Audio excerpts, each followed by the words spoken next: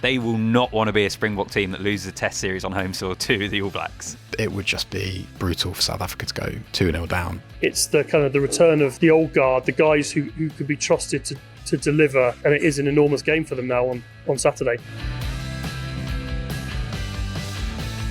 Hello, this is The Ruck, the journalists' rugby podcast from The Times and The Sunday Times, back with you on a Monday after the opening test between the Springboks and the All Blacks. And what a test match it was, what a test series we have set up. Lots to get into, lots to review, lots to look ahead to. I'm Alfie Reynolds, great to have your company once again. Now in studio with me on this Monday morning is Charlie Morgan. Morning, Charlie. Hi, pal, great to be back. Oh, good to have you back with us. Good summer so far, a little bit of time off? Yeah, a little bit of time off, but that whet the appetite for the series to come and the season to come. It was a fantastic test match with absolutely everything. And you've been hard at work already as well, up to Newcastle fairly recently. Big piece up there with the Red Bulls. Yes, just to check in with them, check in with what is probably the most exciting project in the sport at the minute. And yeah, lots of anticipation there. 26 new players. They're tempering expectations slightly, and I think it is potentially going to be a steady start, but they want to be challenging for titles eventually. And yeah, it's just great to have that feel-good story in the sport. Yeah, exciting times up in the northeast, probably for the first time in a long, long time. In terms of the pod today, we're going to be chatting to Alex Lowe, who's out in South Africa shortly. He's going to be joining us to react to the Springbok team for the second test. Rassie Erasmus is going early. He's naming the team. So we're going to be hearing from Alex fairly shortly. Charlie and I are going to review the first test between the All Blacks and the Springboks. South Africa 16, New Zealand 33, Charlie. I mean, this has just set up the series brilliantly, hasn't it? Like, we were excited about the series anyway, but New Zealand were the underdogs. Everyone probably expected the Springboks to win it. The fact that the All Blacks have taken the first test makes this such an intriguing, even more intriguing series than it already was. Absolutely. And I think just to throw it sort of from a wider perspective and point of view, and I think we maybe have that advantage more as kind of neutral guys watching it from afar. I think this whole World Cup cycle was going to be about who can stop South Africa going 3 from 3 and how, and maybe more crucially, how do you stop South Africa going 3 from 3? And I think that test match, albeit it could have, at 55 minutes, it absolutely looked like it was going the other way. It looked like the South Africa's scrummaging power was just going to leave New Zealand with no foundation in the game whatsoever. And I think there are a few, and if you take Malcolm Mark spilling from the driving wall before half time as well, bar those couple of moments, it could have very easily gone a different way. But for New Zealand to pull through that, to find a way to have an attack so sophisticated that they can score 5 tries off 56 rucks, which we can get into a little bit more detail later, I think that sets up this series. It sets up the next 18 months just in a fascinating way. I know the Springboks were nowhere near their best, but I agree. One of those things watching that game, I think it was about 46 minutes, start of the second half, South Africa kicked the penalty to go 16-13 up, I think it was at that point. Their scrum was on top, and I was thinking, we have seen this so many times before from the Springboks. They are going to squeeze the All Blacks, and they will end up winning this game. Like, huge amount of credit to the All Blacks, really, and we'll get into the details of the game and how they were able to hold on and turn the tide. But you felt like you'd seen that game so many times before where the Springboks win it, but on this occasion they didn't. Usually, yeah. And I think that's a credit to the conviction that the All Blacks have under Dave Rennie, to the conviction they have in the game they want to play, and the fact that they think that is the solution to a side that can really squeeze you. I think it's very important to acknowledge that South Africa were below the best. They were rusty. Their attack looked very kind of more confrontational, but also super clunky. And there was 23 turnovers is just going to cripple you in any game, and it really hurt them. And it really hurt them on Saturday. They will get better, but New Zealand also have areas that they will want to get better. Their scrum, certainly, their aerial stuff. I think they'll want to hold the ball for longer than they did at the weekend, and that just makes Saturday even more compelling, I think. You talk about the style and the All Blacks approach, which was also a big talking point in the build-up to the first test last week between the two coaching groups in their press conferences and using the media to get kind of their messages across. You've analysed it, and people can read that online. Stuart Barnes has been writing about how the All Blacks approach the game and how you hurt this Springboks team. Is it further confirmation of the best way to get at the Springboks is to try and do what New Zealand did, try and do what Scotland did in the Nations Championship this summer. I know they didn't win that game, but to kind of back your attack, to try and move the ball when it is on, to get it to space, that sort of thing? I think this game probably reinforced that you can't. It's a real struggle to grind it out with a kind of set piece, kick heavy game. I think it's really important to say that the ability to move the ball through the hands and go to the edge, as we have come to expect from New Zealand sort of throughout the years, that's what manipulates the space for you to kick into. So if you've then got those various options to use the boot, that's what makes you an all-round sort of more effective attacking side. What was quite interesting about this game was to contrast it to the Nations Championship. The first 3 games under Rennie, New Zealand averaged 138 attacking rucks. So that's a huge number, and that meant that they kept possession for ages. They ground size down. There was variation. They weren't flinging it wide to wide. They also went through the middle. In this game, they scored 5 tries from 56 attacking rucks. That's a level of efficiency you expect from a team like Bordeaux, who are excellent in transition situations. And we saw that through the counter-attack with Jordan and Mackenzie, which was a telling point just after that period that you're talking about there, which led to another try. There was a willingness and an accuracy to move the ball that South Africa didn't have. So if you think even about the close range tries that New Zealand scored, they moved the ball to the edge with long passes from either Roygaard or Surveyor at one point. They were happy to move the ball, and they were able to do it because of the accuracy of their handling. That's what South Africa really lacked, that cohesion, but also that accuracy. And the kind of big irony, one of the big ironies to come out of this game, is that New Zealand have signed Tony Brown for after the next World Cup, which I guess it's kind of a who's currently a part of the Springboks, who's currently a South Africa side and has kind of implemented. Is he in charge of attack? He's in charge of attack for the Boks, yeah. And you would say that he has widened South Africa's horizons. But Saturday definitely wasn't an endorsement of the effect that he has had on South Africa. So that's an interesting subplot down the line for after this World Cup cycle. But wow, this win has set up the rest of this World Cup cycle in a fantastic way. Yeah, I'm intrigued to chat to Alex about the reaction within South Africa.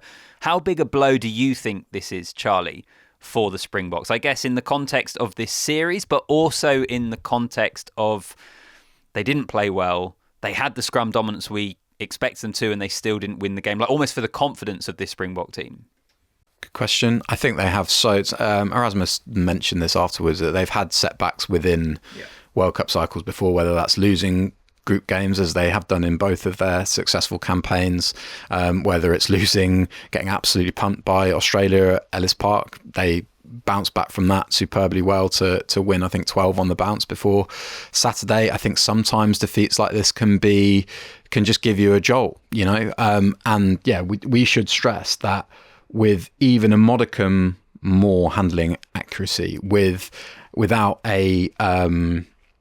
another ridiculous try line save from Geordie Barrett, without a little bit of indiscipline at a 5 metre scrum where they just step to the left, or they're adjudged to a step to the left before driving forward, you would think they would have gotten a pretty good situation to win that game. They were also a little bit rusty. They've also not, they've had a slightly more disjointed build up with having to go to Argentina to play that one-off test and coming back and having that longer break since the Nations Championship. And meanwhile, New Zealand have had this tour where they've been able to just, gel combinations, look at ways they want to play. And yeah, so we'll kind of get into what Alex has gleaned from the press conferences and whether there is any kind of change of tone. Rassie Erasmus looked very collected after the game, didn't he? Yeah. But this team's got a few subplots in it. Yeah, well, as I said, speak to Alex in a moment, but both the halfbacks have changed. So Cobus Reinach and Handrè Pollard are at 9 and 10. It's either going to be Sia Khaleesi or Paul de Villiers at 6. It is, but Sia Khaleesi / Paul de Villiers, which is, I don't think we've ever seen that before, Charlie. So yeah, kind of a intriguing one. Thomas Tutoy on the bench. I don't think it's panic from South Africa. It's still a strong team, but I agree with you actually in that my reflections on this game, I think, from a Springbok point of view, would be the fact that They lost at Ellis Park to Australia last year and still bounced back and had a great year and won the Rugby Championship. They lost the first test against the Lions in 21, against New Zealand at the World Cup in 19. That's going a little bit back, but even so, it was still Erasmus in charge, still a chunk of the players that were involved in a lot of those experiences, plus the fact that there were uncharacteristic handling errors, like their catch pass and simple basics were just not very good. They'll back themselves for that to be a lot slicker next week. And the fact that, as we've said already, I think that is a test match so many times before that South Africa were in a position they wanted to be in. And normally you would then see them pull away. Like, I think they would back themselves to be able to correct a lot of what went wrong, not to mention the disruption to the back line with players going off early through injuries and having to shift around and move there. I think they will back themselves to get better. I don't think it'll be panic quite yet, but I just think it's brilliant for the series because all of a sudden the pressure is on them to turn this around. And you know, of all the things that Erasmus and this group have checked off, of winning the World Cup, backing up the World Cup, winning a Lions series, all of that stuff, they will not want to be a Springbok team that loses a Test series on home soil to New Zealand, to the All Blacks. No way. Given the hype that this series has had, it will be seriously painful for them to go 2-0 down. And I know it's not a particularly good gauge, is it? What the kind of replies you see flying around social media, but I saw people say, like, does the Baltimore test even count? If we're going to go there with one side already 2-1 up, and I answered at the time, well, good luck convincing the team that's behind that the Baltimore test doesn't count. But yeah, nobody wants to go. It would just be brutal for South Africa to go 2-0 down, and this is a side that he wants to get a response out of. The halfbacks thing is very interesting. We get into that more with Alex Grant-Williams. Not only was he charged down for the Fabian Holland try, he was certainly targeted on the short side. South Africa have for a long time stationed their 9 on the short side in defence. You'll remember Faf de Klerk doing an amazing job rushing up there. New Zealand looked to, in the first half, they really went after Grant Williams. At half time, he'd missed 4 tackles and made forward more, so they really looked to find him. And I wonder whether he's paid the price for that as much as anything else. And then Sacha Feinberg-Mngomezulu looked rusty, but I think you would have to say, he's their answer for the World Cup, isn't he? I'm surprised that they've changed the 10. I think long-term viewing, I would have thought that you would stick with him. He's come back from injury. There's a reason that he is rusty. Him and Grant Williams haven't really ever played together, so I thought there were reasons there. If we were to maybe flip it onto New Zealand and give them credit for what they did well, I thought there were kind of maybe 3 key moments throughout, or if I was to pick out 3 moments, which was the final 10 minutes of the first half, the fact they didn't concede, which involved that incredible Geordie Barrett intervention with Malcolm Marx, meant he knocked it on over the line. Then the Fabian Holland charge down, which came just after the Springboks had kicked that penalty I mentioned earlier at the start of the second half to score the try, go back into the lead. And then the third one was that scrum penalty that you've mentioned, that it just felt to me that we know test matches can be all about moments and key moments. And I think the key moments in this game went the All Blacks' way, which is kind of credit to them. Can I mention 2 more? There were loads, and that's a testament to, I'll mention 3 more, and that is testament to how tough this New Zealand side are. Geordie Barrett stripping, is part of the first one you mentioned, but Geordie Barrett stripping Jasper Wiese. And then in the second half we had a moment where Peter Steph du Toit gets absolutely buried by Asafo Amua and George Bauer, and then Luke Jacobson comes into, and it's a bit messy. Luke Jacobson steams into the breakdown and he sort of cleans out Jasper Wiese along the way into Reinach, and there's a turnover. Mike Adamson... Yes, when the TMO came in on that, didn't he? And Matthew Carley, to be fair, was like, no, I'm not going. I feel a little bit for Mike Adamson here because it looked odd. Because I don't think Jasper Wiese was part of the ruck, although he was quite close to it. And Jacobson was hunting the ball. And if you watch it, Peter Steph du Toit reaches back really far. So he almost sort of presents a new gate for Jacobson to go for, but it's really opportunistic defence from Jacobson, and really tough as well, and it's a 50-50 call. You wouldn't be surprised if it could have gone any which way, but Carly, you're right, sticks with his decision of just a knock on. And then the last one just to mention is Will Jordan is not renowned for his defensive disruption at the breakdown. He's a fantastic try scorer, a fantastic link man, and he sets up the Damien McKenzie break brilliantly. But he chases back a Grant Williams break. He's in over the ball, and Cobus Reinach just about escapes, moves away with the ball. Jordan is over Reinach again for a second time. Twice in as many breakdowns, he's challenging for the ball, and the second one he wins a penalty. And that summed up that sort of also all hands on deck approach to defence that New Zealand have had to keep South Africa, to restrict South Africa to 16 points is a remarkable effort. Given the attacking gains that South Africa have made under Tony Brown, and that was, as much as a five tries to one speaks to a fantastic attacking performance from the All Blacks. They were steely in their own way as well. It's reminiscent a little bit of the Wallabies' victory last year. Very different games, but that was also a match where South Africa stopped scoring, basically. I think they stopped scoring even earlier, actually, against the Wallabies. Here it was their last points around 46 minutes at the start of the second half, but that was a theme in both of them, which is probably quite alarming.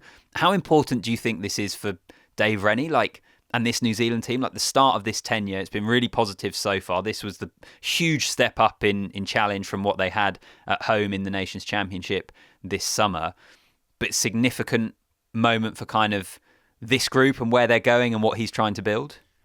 I honestly thought that winning one of the 3 tests in South Africa would have been a good effort whenever it came.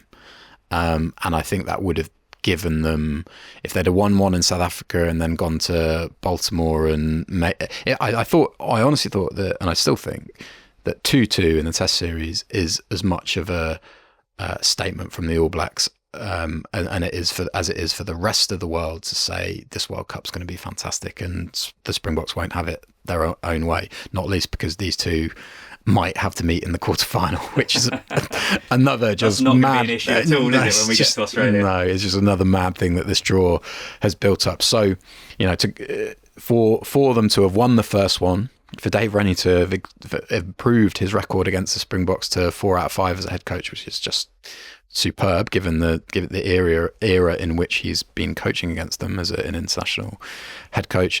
It's great. Gives them a footing to maybe releases a little bit of pressure, gives them sort of a grounding to go right with it. If they will really want to go after areas, as I said earlier, they will really want to go after areas and improve areas, and one of those areas is attack, and they'll probably work with a little bit more freedom now. Final question, then we'll cross over to Alex in South Africa.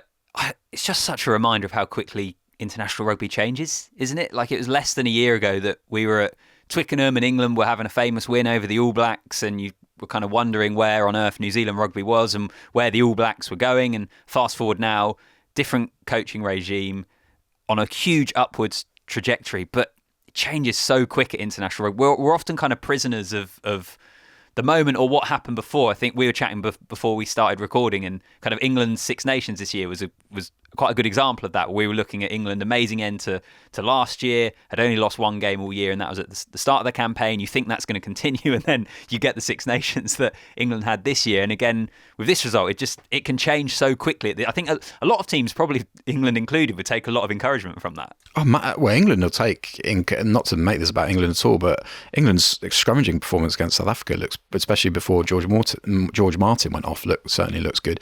How about those as two kind of snapshots, right? England go really hard at the high ball against South Africa. They're on top of the game, they're on top of the tactical trends for a kind of split second, and it has felt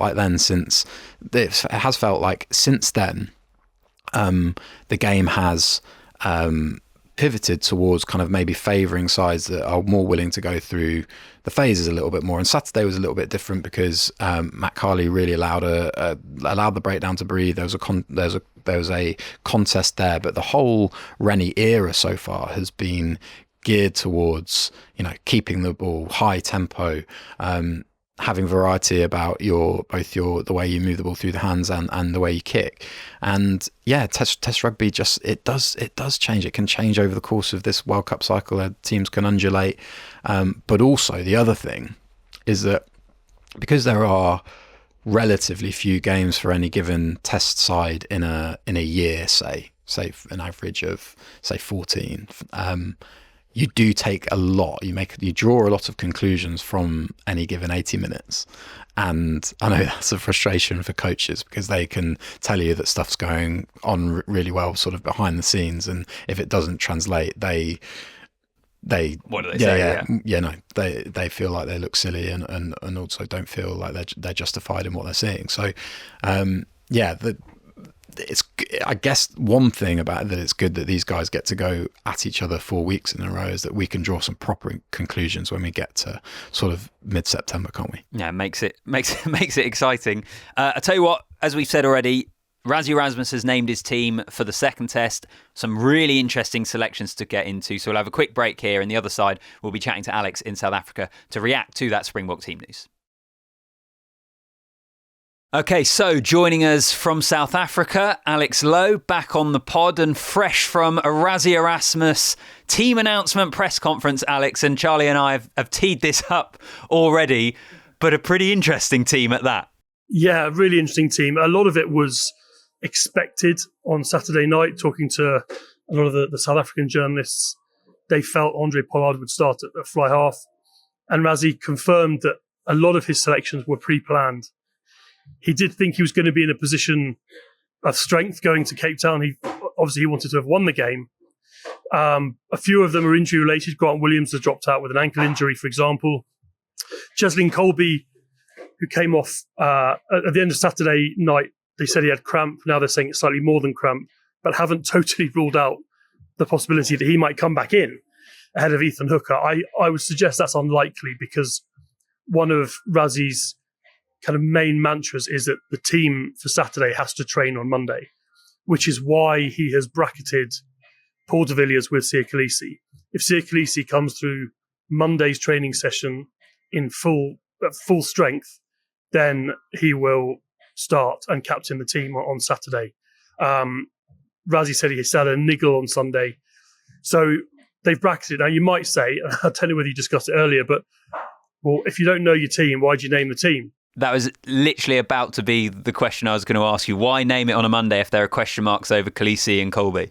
Because it completely changes the conversation around South Africa about the team. Because they've had 48 hours of sort of self-flagellation after losing to the All Blacks at Ellis Park. The longer he waits to name the team for the next game, the longer that review goes on. And I think he was very open post-match. And again today, no finger pointing to anybody apart from themselves, only have themselves to blame. But it changes the narrative, doesn't it? You've now got a new team with a new 10 and a new 9, and pretty much a new bench. Going to a Cape Town 100,000 in the rain. He's changed the conversation. And that's what he's trying to do. Now, through the course of this week, we should get wind next time the Boks put a coach up about whether Kolisi comes through today's training session, but I think that's what he's trying to do. There's been quite a lot of angst here. The performance has been called embarrassing by colleagues in the media, and Rassie himself called it a hiding. He doesn't want the country to wallow in that for too long. I think he's trying to change the picture, and that's what he's done by naming a team today. It's not unusual for him to go on Monday, is it? But if you don't know what your team is, it's pretty unusual. I think there are so many fascinating calls around this side. So Deon Fourie back in, having caused a lot of trouble for the All Blacks in the Stormers tour game, but covering Hooker, as we know he has done before, but that suggests a big kind of workload for Malcolm Marx coming back. Should we get into the Pollard selection a little bit more? Because I just feel that Sacha Feinberg-Mngomezulu, they gave him time to get back fit. He played in the Argentina game and looked a bit rusty. He looked rusty again on Saturday. But we've seen so many times, haven't we, the improvements that you can get with just that week extra playing together as a unit. And they sort of have disrupted that process potentially. And I want to make this point on Pollard, is that he's got all this amazing success behind him, and he's still only 32. He's almost to the day a year younger than George Ford, so he can certainly go to the next World Cup. But I just feel that at the next World Cup, to be a sort of more multifaceted attacking force, the Springboks would want Sacha Feinberg-Mngomezulu to be, to have more games under his belt. So it does feel like a selection for this weekend rather than sort of thinking further ahead. Well, it was a pre-planned selection. He was always going to play in Cape Town. And I asked Rassie why Pollard is the right player, the right 10 for this game. And he said, well, it's Cape Town. It's going to rain. It was part of the plan. I think he then went on to talk about that series of scrums under the posts and he said he took the blame on himself, but as we know, they went scrum after scrum after scrum. It was like being in Dublin in November 25, where it felt like they just decided that was going to be their route to victory. And then they get one wrong and New Zealand win the scrum penalty and they don't, and there goes their chance really in the game. And Rassie's point was 3 points. We should have been taking 3 points. Almost take a grip of it and go, because we know how tempting it is for that Boks team because of what they did in Dublin with the same referee to just, and they weren't being clinical in attack, to just channel everything through the scrum. And I think one of Rassie's points today was we should have just taken the 3. And Pollard is the guy they trust to do exactly that, as we saw in the World Cup final, as we've seen in Lions tours. He is the guy they trust in those situations. And I think you're right, Charlie, that this is now one of those situations. This selection has to be about winning on Saturday. And one of the big conversation topics out here is about how the depth that South Africa have can become counterproductive to them. They can overthink things. And I thought the lack of timing in attack, the lack of chemistry almost on Saturday was the result of the fact that a lot of those guys didn't play in Argentina, and those that did play in Argentina played in a very specific, like tight route one kind of way. So that how many times did we see Sacha having to like scoop the ball off the floor because that ball out the back hadn't quite gone to hand?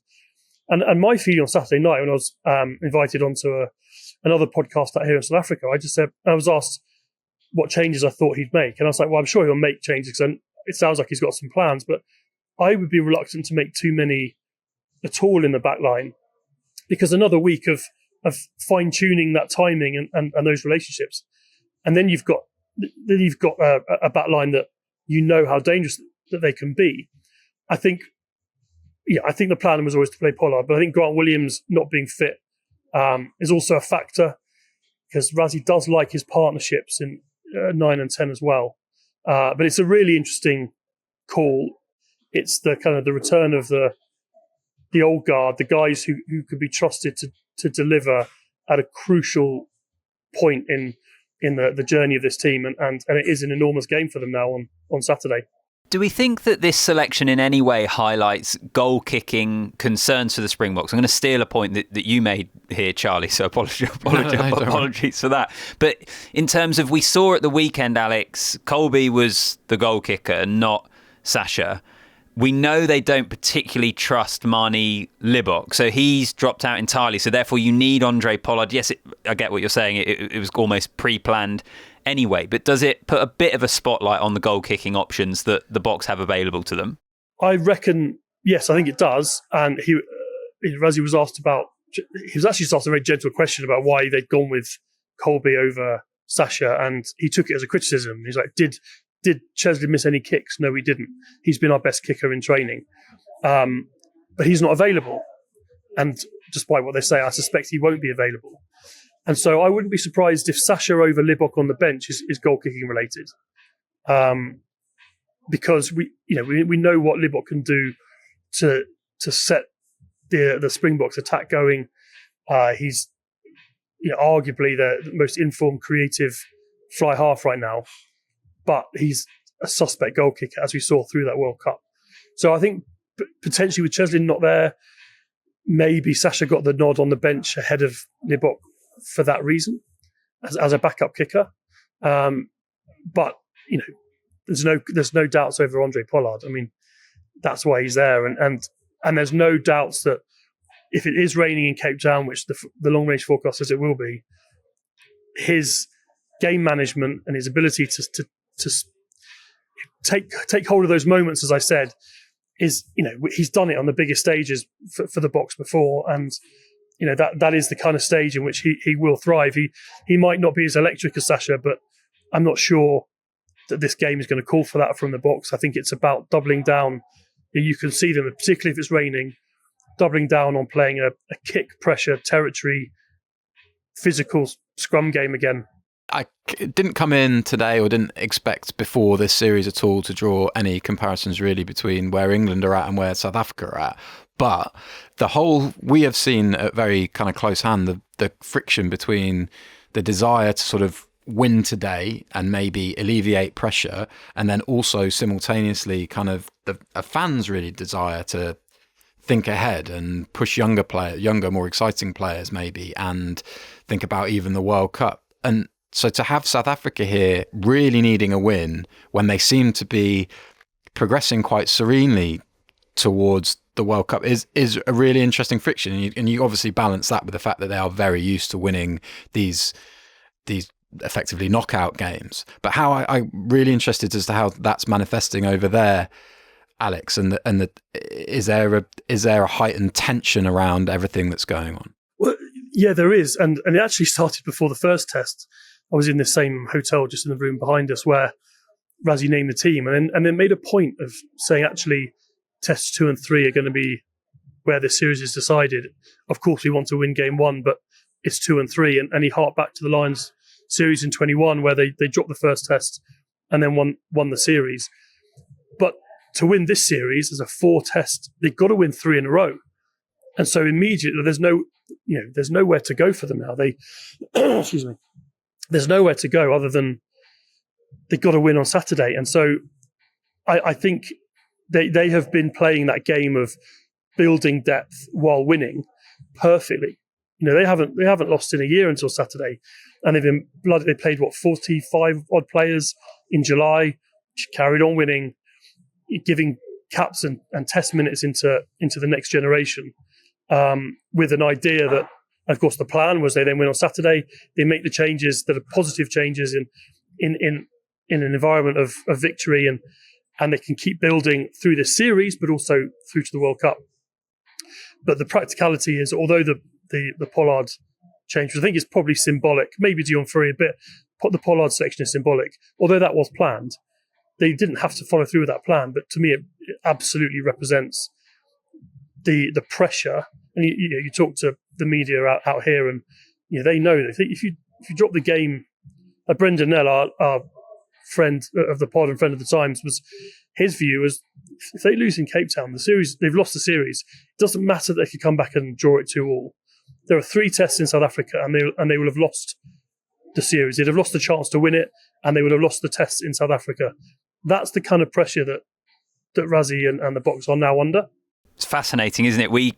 The first thing we started the pod with, Alex, before you were able to join us, was how good was that result at the weekend for this whole series? We were excited about it anyway, but I'd imagine that must be your feeling out on the ground there as well. Like, you were always going to have a great time. It was always going to be a great series to cover, but all of a sudden, this thing is alive after that All Blacks win. It's very interesting being a neutral covering this series because I talked to people at SA Rugby and I said, this was before the game on Saturday night at Ellis Park, I was talking to someone from SA Rugby, and I said, the best thing for this series, for the everything, for the interest in it, for the commercial benefits of it, for the marketing, is for the All Blacks to win tonight. And he was like, no, the best thing is that Springboks win 4-0. And I was like, but it's not. It's not, because you can't market something as rugby's greatest rivalry if one of the teams wins it 4-0. Like, you've got to engage people, and really for the success of the tour, for the engagement, for the interest, the All Blacks winning on Saturday, and the way that they did it was the perfect thing to set up this week and to retain interest, certainly through the first 3 tests here in South Africa. It's absolutely the best thing for it. And yeah, I made that point on a South African podcast, and I don't think they agreed with me particularly. But it is interesting being a neutral out here, because both sides are so vested. Both media groups are so vested in their team, and understandably so. And it's actually a real pleasure to sit back and watch it and judge it and listen to both sides as a complete neutral, writing for a neutral audience. When we cover England, we're neutral, but we know we're writing for and broadcasting here to predominantly fans of the team. Here, it's about the interest in the game. And, I know that the interest in readers, we can measure it. There's been a lot of engagement in the coverage that we've done. I've had so many compliments, by the way, out here I was just talking to the sports editor from Rapport, the Afrikaner newspaper, who pulled me to one side to talk about the pod series that we pulled together on the history of this rivalry. And it's great to hear that even people who understand the complexities and the history and the politics that have all entwined with the rugby to make this rivalry what it is, they found a lot in the project that we pulled together there. So it's just fascinating to be out here, and there's a bit of paranoia going on. As I arrived at the hotel, the Springboks forwards were doing some line-out drills just in the car park by the team bus out the front. And I sort of stood and watched them through the window while waiting for the lift. And then 10 minutes later, the security came into the press conference room, asking who'd seen it, who'd taken pictures, got to delete all the photographs. And I hadn't taken any photographs, but I can exclusively reveal that Eben Etzebeth was catching some of the lineouts, and then Cobus Reinach was firing a few passes out. I mean, I don't know if Dave Rennie can take anything from that, but yeah, there's a bit of paranoia going on. What's the rest of the week look like then, Alex? We'll let you go. As we said, series set up absolutely brilliantly. Can't wait for the second test. What does your week look like? So tomorrow is the Lions game. All Blacks play the Lions back at Ellis Park. I think a pretty sparse crowd is expected, but it's a good Lions team, and the Lions have been trading against the Springboks for the last couple of weeks. So I think the Stormers, because John Dobson really bought into the whole ethos of this tour, the Stormers were ready for the All Blacks. The other two haven't really turned up. Sharks and the Bulls. There was lots of excuses about pre-season, and the Stormers were ready. I think the Lions will be ready to put up as good a show as they can. They've spent 2 or 3 weeks training with the Boks, so that'll get him in decent shape. Richie Mwanga's return to an All Blacks jersey for the first time since the World Cup final in 23 will be really interesting to see how he goes after 3 years in Japan. He's got a tough challenge to get that All Blacks number 10, the Test number 10 jersey back, because I think Ruben Love is settling in really nicely to Test rugby, and because they play Damien McKenzie at 15, they're not going to carry a 10 on the bench. But his return's really interesting. And then we will fly off to Cape Town on Wednesday. All Blacks will name their Test side on Thursday, and then it's all eyes on the second Test, and what a contest that looms to be in Cape Town. Yeah, going to be awesome. Should be a good week. Good stuff, Alex. We'll catch up with you next week after the second test. We'll wait and see what's in store. If it's anything like the first test, then I think it's going to be a pretty fun occasion. Just a reminder that an evening with Lewis Moody is coming up for you. You can get your tickets at thetimes.com/events. It's on Thursday, the 5th of November. Alex is going to be joined by Lewis Lowe to discuss with him his new book, his diagnosis for MND, and all the highs and lows of his career. So you can head to thetimes.com/events to book your ticket. Charlie, not around next week? You're on holiday? Not around next week. I'll be tuning in from holiday. Good stuff. Well, Charlie will be back with us soon. No doubt we'll be back with you next Monday. We'll be reviewing that second test between the Springboks and the All Blacks.